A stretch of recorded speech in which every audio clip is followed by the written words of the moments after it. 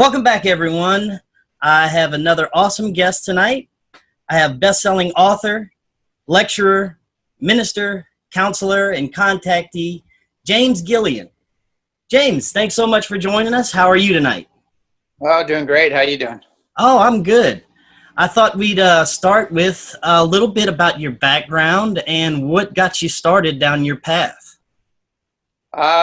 Boy, it's a long story. I had like a near-death experience when I was 5 years old, and that one blew me wide open. And then I had another drowning at 25, which kicked me back on again. And that kind of spawned about 30 years of intense training with yogis and lamas and every process-oriented therapy you can imagine, basically. And that's pretty much how things got started. And I was on an intense spiritual journey, my own self-healing and helping others, along the path. And then ships started showing up. So I found that, contact comes with enlightenment. When you're on that path, you're going to be contacted. Very interesting. Now, you said ships starting showing up. Yeah. Now, when did you have your first contact? Well, I had, it's funny because Mary Rodwell's here right now, and she does a lot of hypnotic regressions and things like that. And I'm going to do one with her. I had some contacts when I was a kid. I didn't know what they were. They kind of freaked me out. They weren't negative. I just didn't understand them. And then finally, all my life, my dad was involved in Roswell, and my grandmother was the school teacher there, and she knew the responding highway, and he said, "Get out," and we get out, and he'd point up, and there'd be like 3 to 5 ships flying overhead. So, and he had an incident too in New Mexico where a ship landed on the highway, and he was the second car in and blocked the highway for a while in New Mexico. So, seems to be a family history around this. Wow. So, did the contact go any further than just seeing the ships? Oh yeah. It Could you tell us a little bit about that? Yeah, it turned into face-to-face contact in the physical, and then interdimensional contact. Once I learned how to get out of the body and have experience like that, they have the technology to take you right out of your body and take you up on the ship. And it's hard to explain. We're not just a body and a personality. We're a spirit that has a body and a personality, and that spirit's multidimensional. So if you have a 6-dimensional being, they'll take you, up on your 6-dimensional body. But unless you do your homework, you won't remember it. You won't remember any of it. But the more you meditate, the more the veils come down, and it's easier to remember, what's happening or what's going on. So could you maybe describe some of the beings that you had contact with? Well, the ones that mostly have contact were Pleiadians. They're the ones, the very beautiful. They're our ancient ancestors. They actually helped terraform the planet along with 12 other major star nations, and they look like us, basically. Very, very beautiful. Some of them look like supermodels. They're very genetically refined, and they seem to be always women in the beginning. They're always females, and then the males came later. So, what kind of messages were they giving you in the beginning? Well, almost. It's so funny because they give the same messages as the masters, basically. All the masters have been on the planet. They're very concerned about our consciousness and our environment and the way we behave towards each other and the planet, and basically, clean up our consciousness and clean up, our planet. Basically, they want us to, evolve and keep going forward in evolution. Now, you said the masters. Can you talk a little bit about that? Who are the masters? Well, there's ascended masters from every race that actually just got off the wheel. They got off the wheel of reincarnation, and they're hanging out in the 5th dimension on up. And so when you get out of the fourth dimension, there's many, many levels within the fourth dimension. And the lowest levels are some pretty crazy stuff that goes on. You got some of the low-level ETs, you know, that are not very benevolent. They're very self-serving. And then in the mid-levels, you have everyday people just reincarnating. In the high levels, you have guides and teachers that are helping people, but they're still stuck on the wheel. They can't get off the wheel of reincarnation because they have some program, either a religious or a cultural program, that keeps them outside of unity consciousness, keeps them stuck, you know, on the wheel.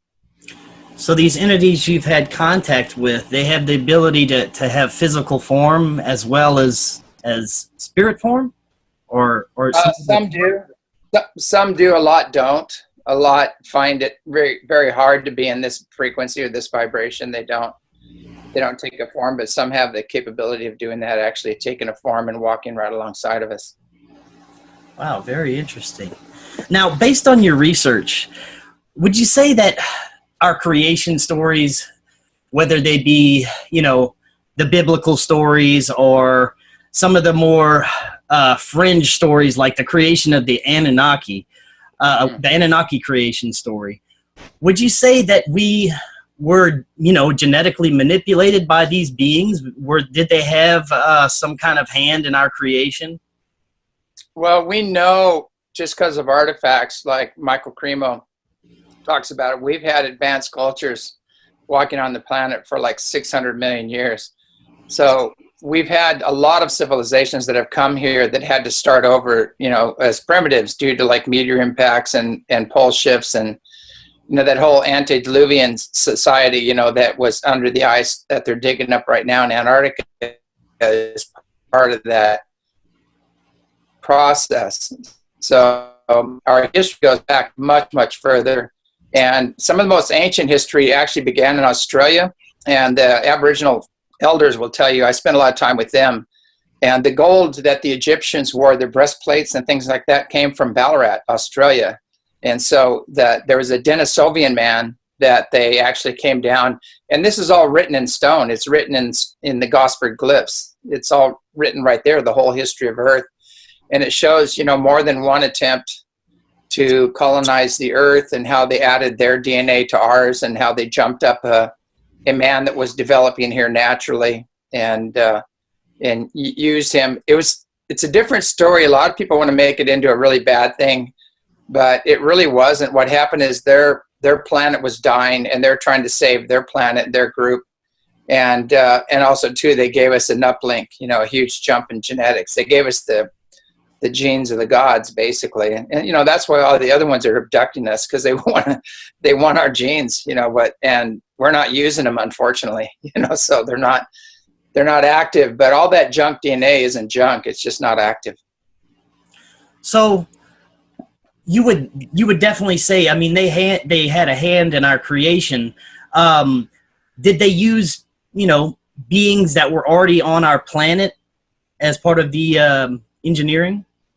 Yes. So I don't know what created. They said there was a human forming here naturally, that when they came here, and they upgraded it. Whoever created that being, I'm not sure of. That goes way, way back. It probably goes back into like Elohim or some other stepping down of, you know, the gods doing something. But it's very, very ancient. But definitely, you know, our history, it goes way, way back, and there's been a series of colonization programs and terraforming here on the Earth, and we're a huge genetic soup of all kinds of people. And the genome experiment proves that we all have Aboriginal genes in us, all of us do. So we do have a common ancestor, and we do have common DNA, as well as all the other DNA, you know. Yeah. Now, these ancient beings that came down and helped us along, would you say that some of them are still around today and maybe pulling the strings?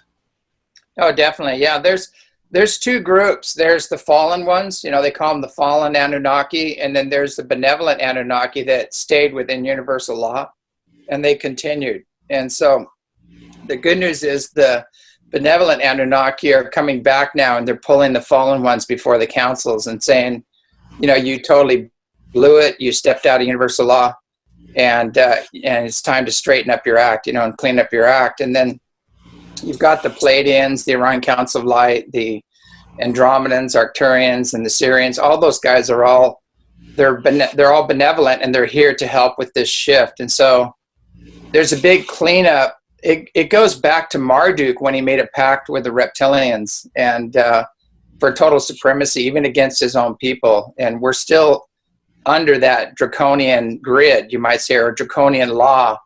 And we're coming out of that right now. There's a big push to get back to, you know, individual freedom and prosperity and things of that nature that align more with universal law. So you mentioned Dracos.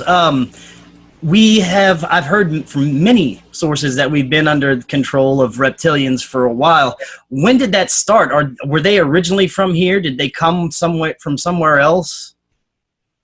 Well, you know, there's talk of a very ancient race that was here, but you're never going to see them. You know, they keep to themselves. They don't interact with humanity.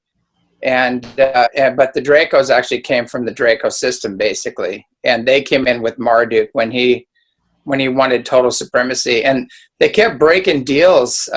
When the Pleiadians were terraforming the Earth, they had a deal with them, and as soon as they uncloaked their ships, they fired on them. And so there's a long history of, let's say, treaties broken and not honoring. You know, they're just out for themselves. A lot of them, most of them are just out for themselves and whatever they can get. You know, that they have a different mindset than we do.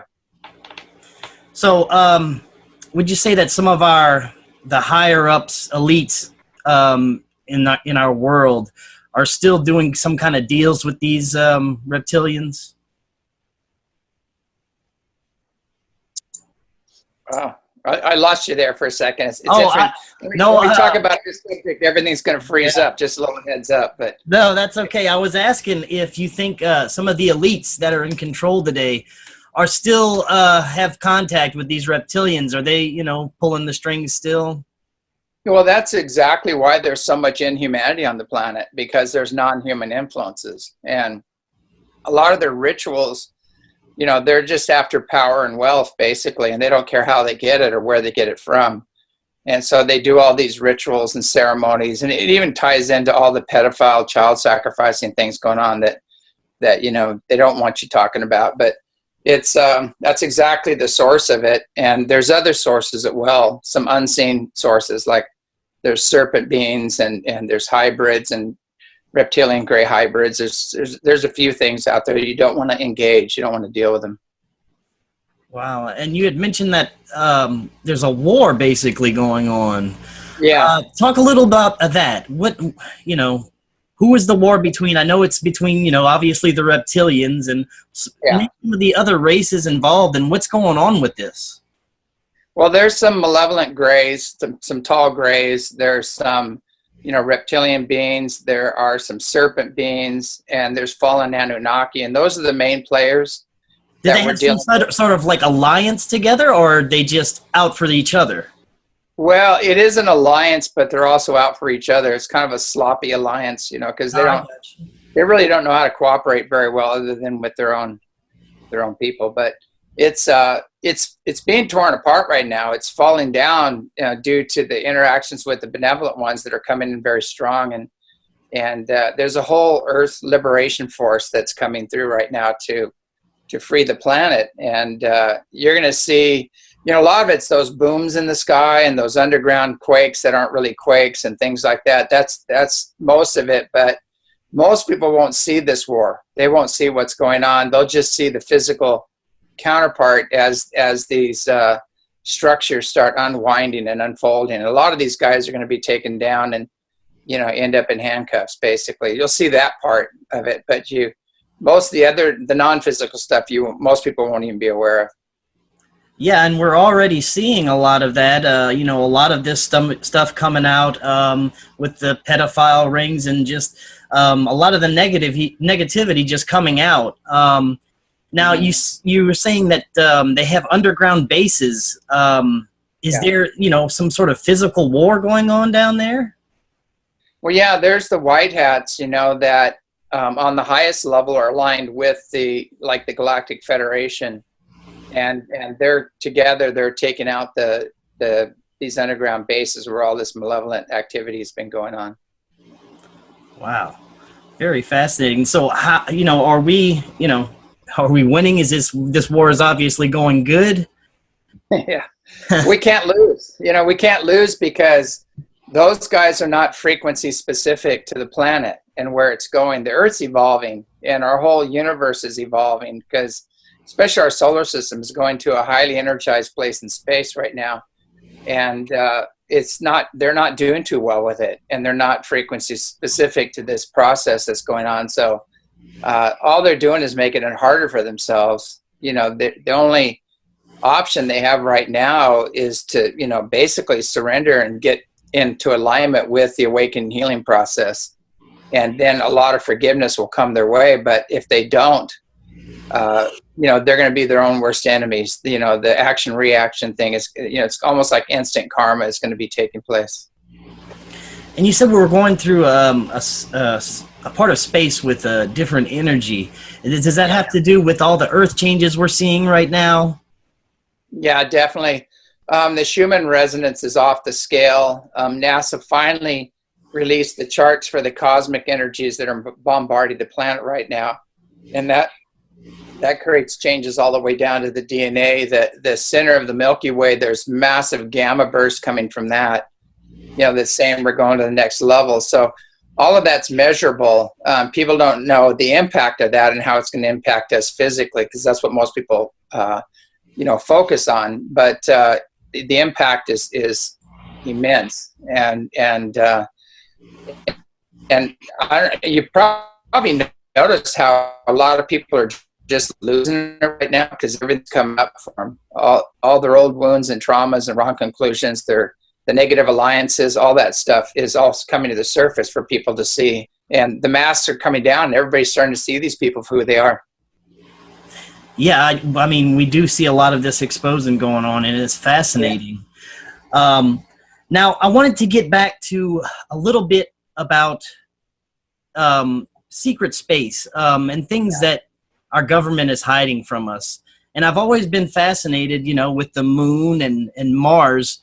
Do we have bases on the moon? And was there a civilization on Mars, or was there ever once a civilization? Yeah, actually Mars was totally inhabited, and at one time it lost its atmosphere when Maldek or Malona, whatever name you want to give it, blew up and became the asteroid belt. And there's other things that happened, but Mars was totally inhabited. It's still inhabited right now, and we have bases, since the late 60s. We've been going back and forth to the moon and Mars. We've had that technology. And, a lot of the Lockheed guys, executives, have talked about that, right? And then they got snuffed right afterwards, basically. But I try to remember his name, but one of them, talked about that. He said, we can take ET home. And next thing you know, he's dead, basically. So, wow. That's amazing. So these bases, you would say there's plenty of different races that occupy these bases from our solar system and beyond? Yeah, it seems to be. And that's a real gray area, not to make a pun, but there's grays involved in that.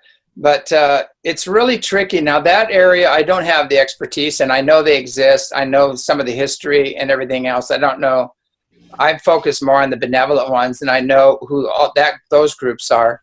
Mm-hmm. But there's something happening within those ranks of the secret space fleet. And I know the Marines and most of the Navy are aligned with this, this shift coming. And the Navy would be they're the ones that would be in charge of the secret space fleet.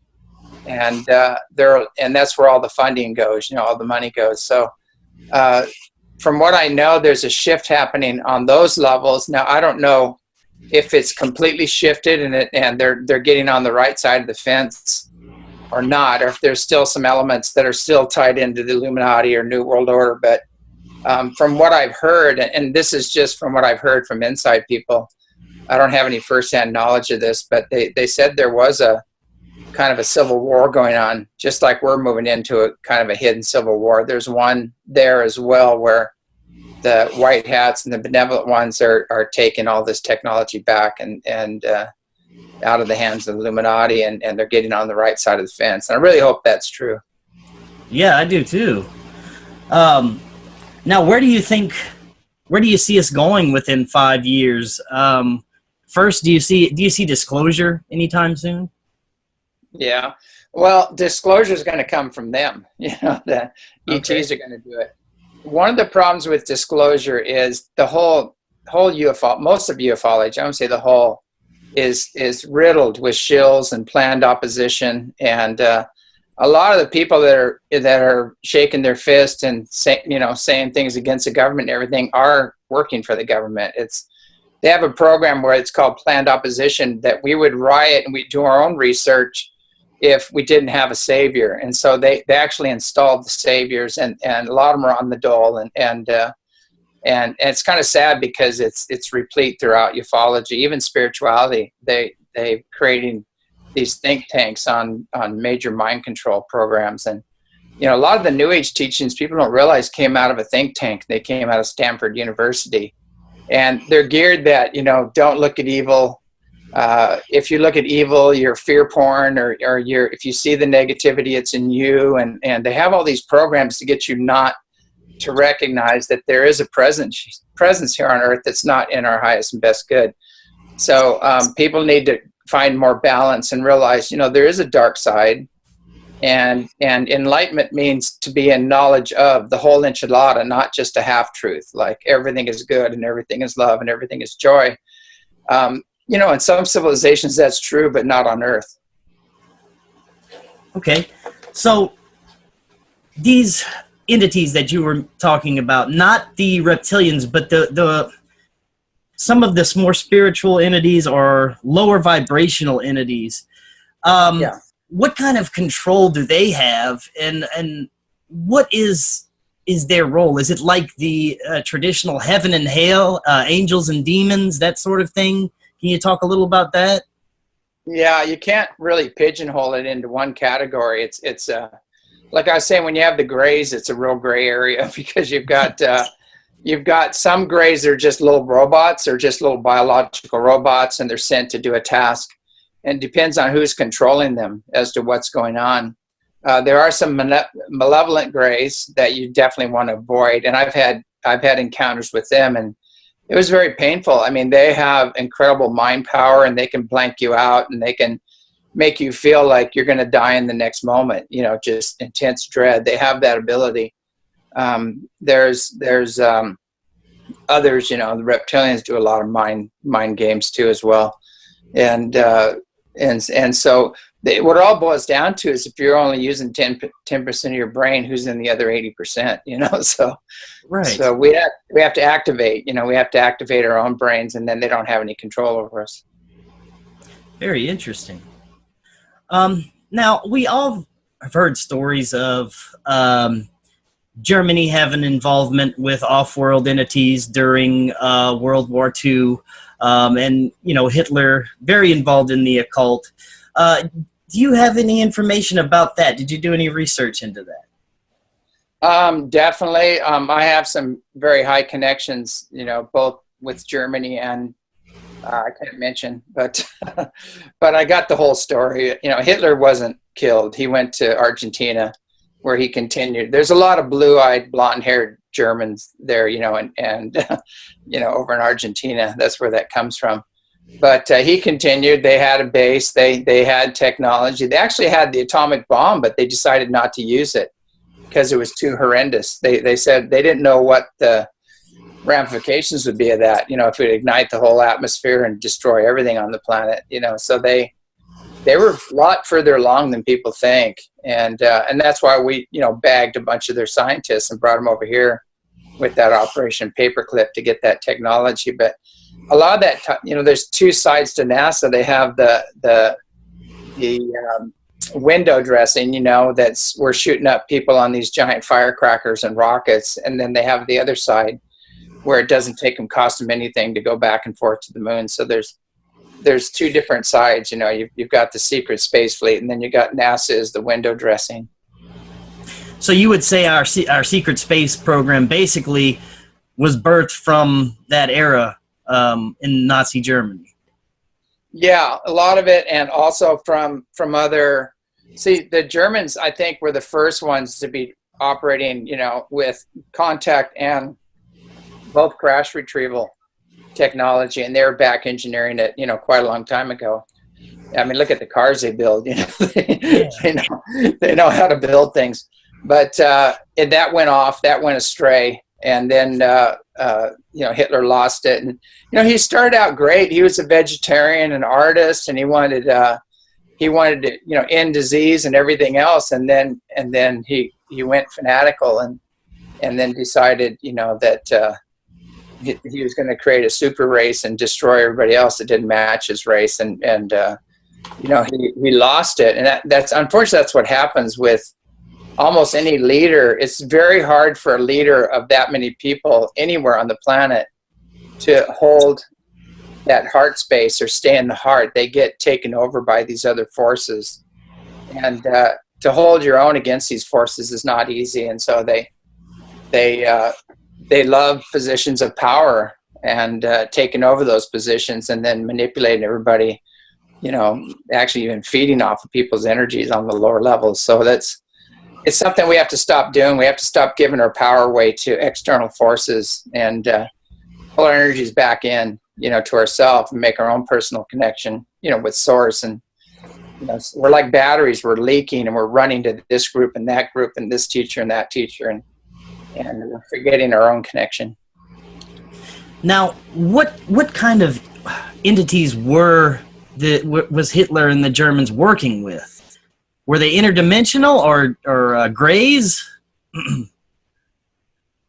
Well, they had both, and they had a lot of different contacts going. They had channelers that were channeling some women, beautiful women that were actually channeling, and then that got hijacked. You know, that was supposed to be go for the good, and that got hijacked.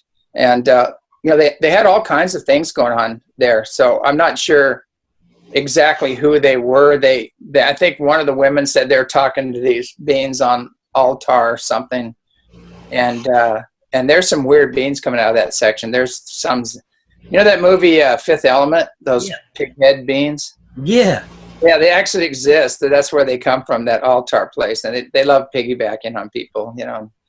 And so, you know, could be that's who they're working with, or they might have been working with Palladians or something. And it went sour. I'm not sure. Now, Antarctica, did the Germans have a base in Antarctica that they were using?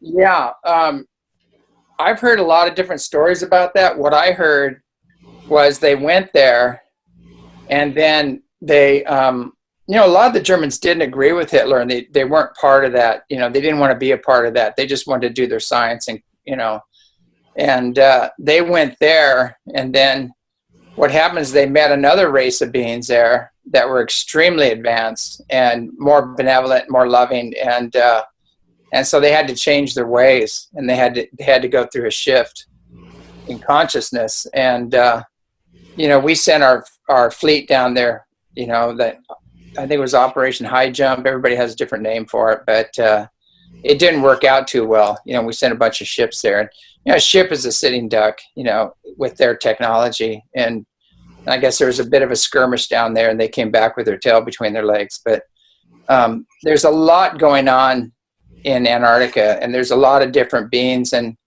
basically, you know, if we went there in peace, there probably wouldn't be a problem. But when we go there aggressively, it doesn't turn out very good. Yeah, recently we had a lot of world leaders and, you know, astronauts and a lot of people go and visit Antarctica. Can you tell us a little bit about what was going on there? They all lost it after they went there too. I don't think they have the consciousness to engage these things, and you know, I'm not sure that's pretty tight, the information coming out there, and you hear a lot of stories from people about what's there. I know when the pole shifted, there was some races there, they were like the coneheads, that were digging their skulls up now. And, that's what we call them. Call them the coneheads. Yeah. But a lot of the Egyptian pharaohs, they wore those big tall hats because they had the coneheads. But they were there. They were doing a lot of experimentation on other beings as well. And there's feline beings that were there. A lot of different beings were there at the time. And we've had a lot of contact with the feline beings, and they're very benevolent. They're 5th, 6th, and 7th dimensional beings. And they're replete throughout history. If you read the Vedas and things like that, they talk about them. And I think it's Narissa is the guardian, of Lakshmi and the gods and things like that. So very tall lion being, but they're back, and they're back with the benevolent Anunnaki, and they're here to free us, basically. They're here for planetary liberation. Yeah, you see in a lot of ancient mythology, people with beings with cat heads and bird heads, and so I'm guessing these entities are actually out there, and they've been I haven't seen any for years. Yeah, I haven't seen the bird head ones, but I've seen the feline ones.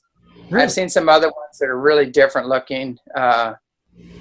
Most of the ones that I've been meeting with look similar to us, and I think they chose that for a reason. They didn't want to freak me out too bad, but I've seen some really short little guys. I've seen blue skin beings. I've seen feline beings. The mantis beings. I've seen those, and grays, and a lot of different beings out there. I even saw one with looked like he had a little dog head, like a beagle. Wow! But he was wearing robes. He was very powerful. That's amazing. Now, are you still in contact with any of these entities? Yeah, most of them are just a thought away. They're just, they're extremely telepathic on their level. And you can go into meditation and just tune into them and sit right in front of you. They're just in the next dimension, basically. Now, speaking of, being just in the next dimension, I know earlier you were talking about these entities that basically feed off of our energy, these lower level beings. Now, do they have any control in our world, or is that with the like the pedophilia and the sacrifices, or do they have anything to do with this? Yeah, they're the head of the food chain, basically. They're very involved in all of that. But luckily, the benevolent ones are coming in and starting to take care of that. But the people right now, I know my phones and emails and everything are just off the scale. I'm in touch with several other healers, and they're all saying the same thing. And people are just being attacked like crazy right now because the energies coming in are so strong. It's just pushing them up to the surface. So we're getting a lot of intense clearing work. There, we have people that have attachments on them, that they in air they hooked up with somebody that was working with low-level beings and didn't know it, and then they come back and these things are attached to them. And there's something really dangerous going on in the UFO community where they're saying all ETs are benevolent, and we need to stop being spiritual snobs and open wide and let them jump into our bodies. And a certain person is saying stuff like that. That's the most irresponsible thing I've ever heard, because, you just don't let anything jump into your body. You may not be able to, it'll own you, you won't be able to get rid of it. Now, would this be considered the same thing as like demonic possession? Pretty much, yeah. It's pretty much the same thing, but just different group, different beings. And a lot of them just influence. They don't possess. There's beings that actually, they'll full on do a possession. And that's what the Illuminati do. They actually allow them to possess them. Yeah, they're not even there anymore. Their souls they have no access to their soul anymore. And these other entities come in, and it's by their choice, through these rituals and sacrifices and things. But the other ones can just be influencing. They'll influence you. And, and a lot of people all of a sudden they'll get really sad or really angry and not have any reason why. And it's because these beings have mental and emotional bodies. You may not be able to see them physically, and they can influence people very easily. Now, you mentioned the Illuminati. Now, Are the Illuminati specific bloodlines that are linked to these ancient beings?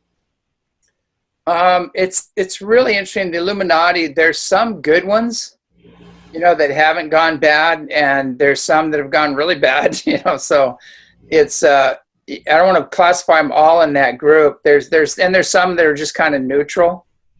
They're just kind of neutral and letting this play out, and so it's mixed. And yeah, there are some of them are bloodlines, and some of them are wannabes. They just want to be rich and famous, so they hook into these same beings. And Hollywood's a great example of that. You look at what's happening in Hollywood right now, and the whole movie industry. That's a mess. That's very plugged into that kind of energy. Yeah, that's what I was going to ask you about. You see a lot of the not only occult symbolism, but you can see where Hollywood is pushing people. And I was going to ask you to talk a little bit about that. What are they trying to do, and what is the end goal? Well, Hollywood, Hollywood, that's what you make your wand out of if you're a sorcerer, basically. So that's where that comes from. But it's all about mind control, and it's about controlling the masses and feeding off the masses, and look at the billions of dollars and resources that go into that, and then where do they go? They don't go to help humanity. They just go for lavish lifestyles, and it's sad, but most of those guys all end up in the gutter. They don't have a very happy life or a very long life, and until the next guy comes along. So it's sad that people worship these people, and they don't know them. If they hung around them for a while, they wouldn't be worshiping them if they watch how they behave. But most of it just fake. It's all fake. And they're very upset, especially with the whole pedophile thing going down. They're very, the ones screaming the loudest, against the shift that's happening are the ones that are the most guilty, So they're all being exposed right now, and even within the industry, a lot of the people that are victims of it are speaking out now. So, and a lot of people that were aligned with that network are being killed right now. There's major murders going on, and because they don't want them talking. This whole Nexum thing, a lot of the women connected to that are being found dead right now. So, it's not pretty. It's not the way to go. You want to stay away from that kind of nonsense. Now, where do you see people going? I see a lot of people de-evolving. I see a lot of people evolving. There seems to be a shift in consciousness, and there seems to be some people going the opposite way. Where do you see humanity as a whole going within the next 5 or 10 years? The Hopi prophecy talks about this, and they said there's 2 lines of evolution. And one line takes the spiritual path where they work in harmony with each other and the planet, and they take a spiritual evolution path. And the other path goes down in the downward spiral, and it just quits. It just fizzles out and ends. And I see that's what's happening to people by their choices. The people that want to live a natural spiritual life in harmony with each other and nature and make their own personal connection with source, whatever name you want to give it, are going, they're taking the upward spiral, and it's not easy. You're going to get hit all along the way. There's an old saying, the closer you get to nirvana, the more the demons rear their ugly heads, so it is challenging to take that path, but the other path goes nowhere. It's going to end up in total collapse, so that world is going to end. It's going to come to an end, and they're not frequencies specific to the earth and her evolution. So that's the thing, is we have to get with this program, and it's so big, no man can stop it. The Illuminati can't stop it, neither can their puppets. They're puppet masters. They're done. So with the earth changes occurring, how far do you think that's going to go? Are we going to see some major cataclysms in the near future? I've been looking at this, and there's a good chance that there's going to be 2 timelines. And they're splitting. It almost looks like they're splitting. And one group is going to go in one direction, another group is going to go in another direction. Some are going to go through horrendous earth changes, and some are just going to go through some changes, and some are going to miss it altogether.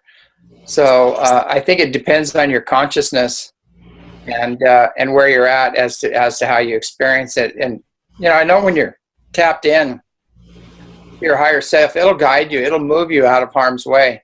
And so all these things could be happening, and it'll just steer you out. But the people that aren't connected they're going to be caught off guard. They're not going to have any idea what's coming or any of this. And you mentioned different timelines. So we're living in a sort of a multiverse, you would say? Yeah. There's multiple timelines. There's multiple. It's hard to explain, but we're not just a body and a personality. We're not locked into this reality. We're a spiritual being that has a body and a personality, and that spiritual being is multidimensional. So we go all the way back to the source, basically.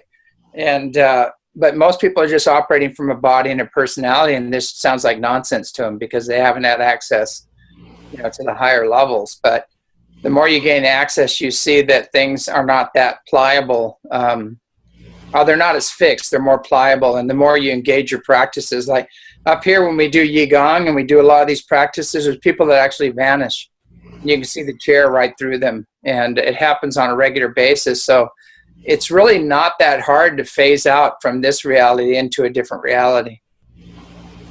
So speaking of that, for people who are, just trying to better their lives, eat better, become more spiritual, meditate, how can people go about getting started doing this the best way? And, maybe if you could give us few tips on how to get us started, Yeah. I think the first thing that people really need to learn is how to heal unseen negative influences and how to stay in their own self-authority and maintain their own fields before you start engaging in anything. That's like a must. And we have that on our website. It's free. It's in all the books. I explain it in the books. And then, meditation is important, a good diet, fresh water, sunshine, get out in nature as much as you can. There's other practices, yoga, things like that. But mainly right now, we really need to do a lot of process-oriented therapy and heal the old wounds and traumas and wrong conclusions from past experiences, because that's what holds us down, holds us back. And so the more we clear that, the more our frequencies go up. And so thought has a frequency, and fear, guilt, and unworthiness and trauma, all that stuff has a frequency to it and holds you down.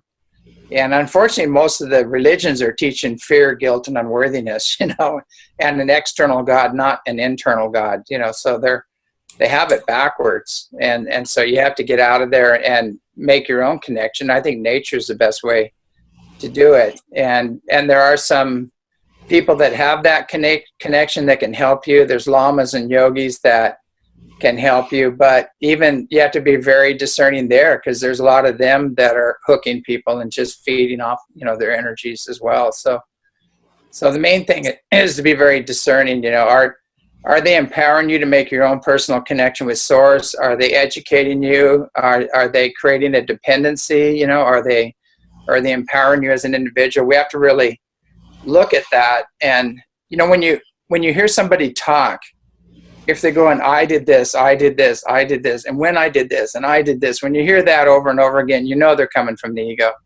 and they're not enlightened, So you can use that for discernment. And there's a lot of things. Like a lot of the Native Americans, they don't have I, they have we. That there is no I in their vocabulary. It's not used. So it's important that we get back to that. And a lot of times that we means your multidimensional self, not just the personality here, Yeah. Now, if one, how should I put this? Can anyone get in touch with these entities? Or do you have to have some kind of certain mindset? Yeah. Well, you have to come through me and my course and spend $3,000. and then you can have contact. No, I'm just kidding. That's what a lot of people are doing out there, and that you got to avoid that. Basically anybody can connect. It's actually very important to qualify the connection when you do it, and come through the heart and send out love and joy and bliss. And it's the mind in which you seek is the mind in which you connect, and learn how to clear unseen negative influences, and trust your feeling. If it doesn't feel right, just cut off the connection, and you can call the higher beings in to take them off and do whatever needs to be done. But that's part of the clearing process, but anybody can do it. And what I find out is some of the people that seem to be intellectually brilliant are emotionally stunted, and it's through the heart that you connect. It's not through the mind. Your soul sits right next to the heart, and there's more electrical energy in the heart than the brain, and the soul connects to the source, to spirit, and that's how you connect.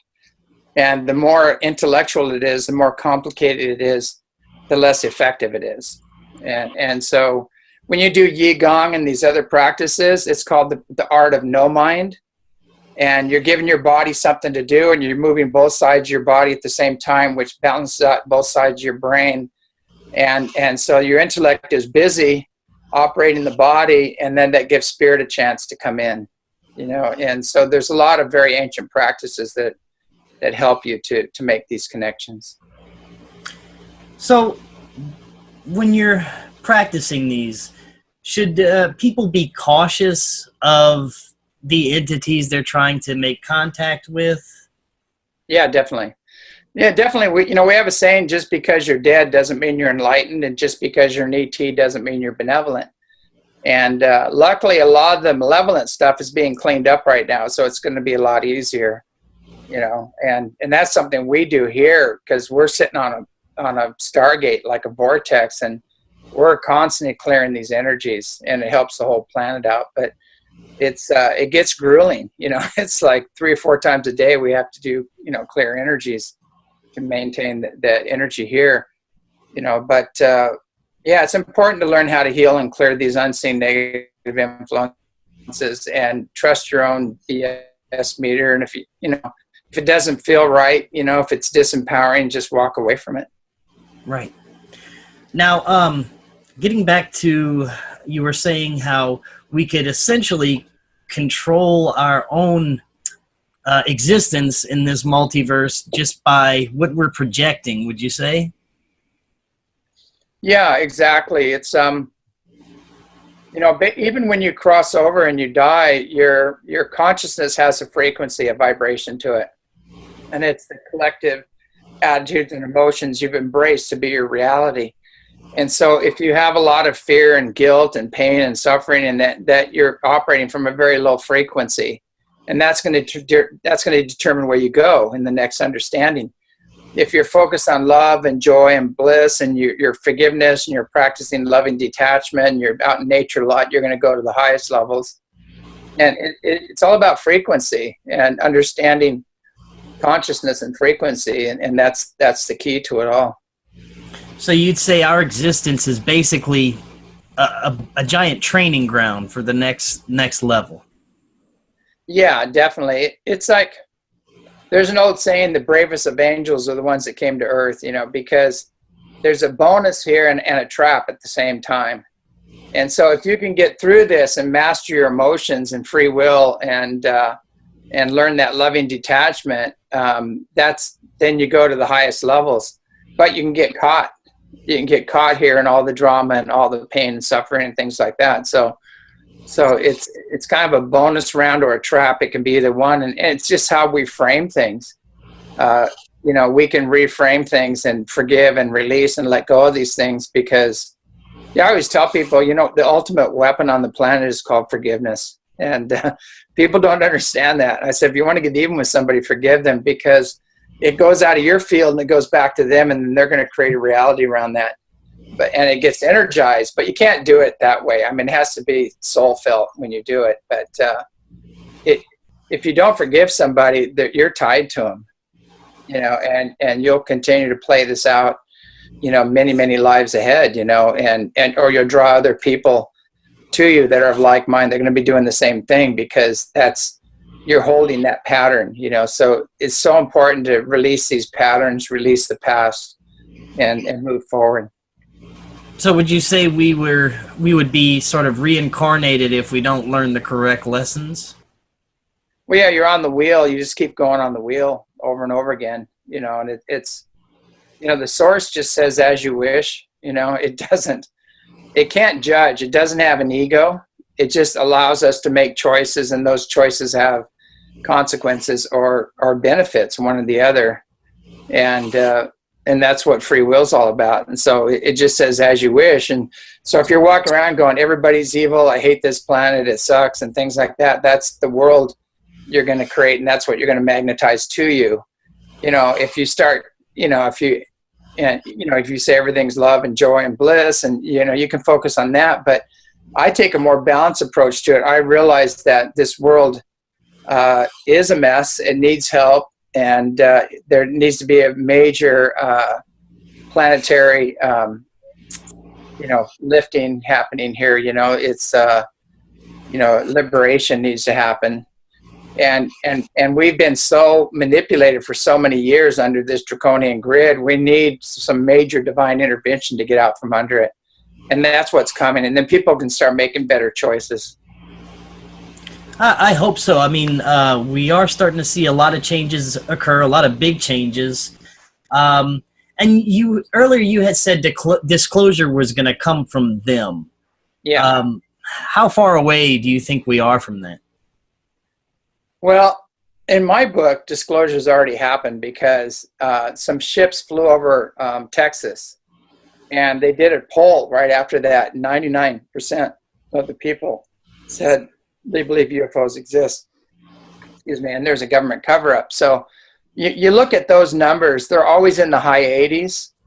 And so the cover-up is a total fail. You know, it's already failed. But people are locked into getting a government that's lied to us for over 60 years to tell us the truth. And that's giving your power away. Why do we need their blessing? I mean, and they're going to twist it. Whatever they tell us, they're going to twist it, you know. So to me, I think it's important that each individual does their own research. And they have people in place to keep that going, to keep all the power going to them. It's called a controlled narrative. And I'm working on the uncontrolled narrative right now. It's going to be interesting. But I did a talk on that at Contact in the Desert, and it was very well received. And I said, look, the controlled narrative is to keep it in the past, keep everybody's head cranked back to Roswell and all the other, you know, things. And a lot of these things are talking about happened 40 to 60 years ago. And it's also to keep it nuts and bolts, you know, and keep it, you know, in the metal secret stuff. But that's just a little piece of the pie. The big picture is it's multidimensional. We need to ask questions. Who are they? Why are they here? What are their cultures like? I mean, it's already known. I mean, we already know they're here. I mean, everybody knows they're here.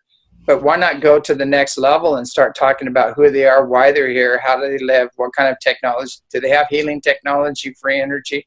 We need to start asking those questions and going in that direction. And there is a group out there that's doing all they can to stop that information from getting out. Well, like you said, hopefully we can defeat that group, and this information can get out for everyone. It would be awesome. It'd be fascinating. And I'd like you to take the last few minutes that we have here to give us any messages you'd like to give us, or you know, anything you got going on with you coming up. Yeah, we've got a major conference here. We've got great speakers coming up here on July 4th weekend. And then we have Soul Tech, Jimmy Church, and that group is coming out in August. We have another one, and we have ongoing sky watches, but we want people to come up and have their own experience, you know, not just believe us. I mean, we have the footage and the pictures and thousands of witnesses, and we have triple PhD Boeing engineers and Lockheed, Skunk Works guy, everybody testifying, you know, about the ships up here. That's a given, but it's really important that people come and have their own experience, and then nobody can take it away from them. And that cracks the egg, you know, it puts a crack in the door. And once that door is open, they usually take it the rest of the way. And that's more important. And I think it's so important right now to just keep an open mind, a loving heart, and pure intent. And that's all you need. That's the prerequisites for contact. And, you know, you don't need to be a rocket scientist. You just need to be a good person, basically, if you want to have contact. And it's all about intention. You know, focus your intention on it and qualify that intention. You know, just say, I want benevolent beings that are here to help humanity, you know, and the earth in the awakening and healing process. And, you know, really qualify that when you're putting that intention out there. All right. Well, thank you. James, I want to thank you so much for joining us tonight. I'd love to have you back on sometime. Sure. It was awesome. And you have a great night, James. I thank you again. All right. You keep up the good work, too. Okay. Thank you. All right. Thanks.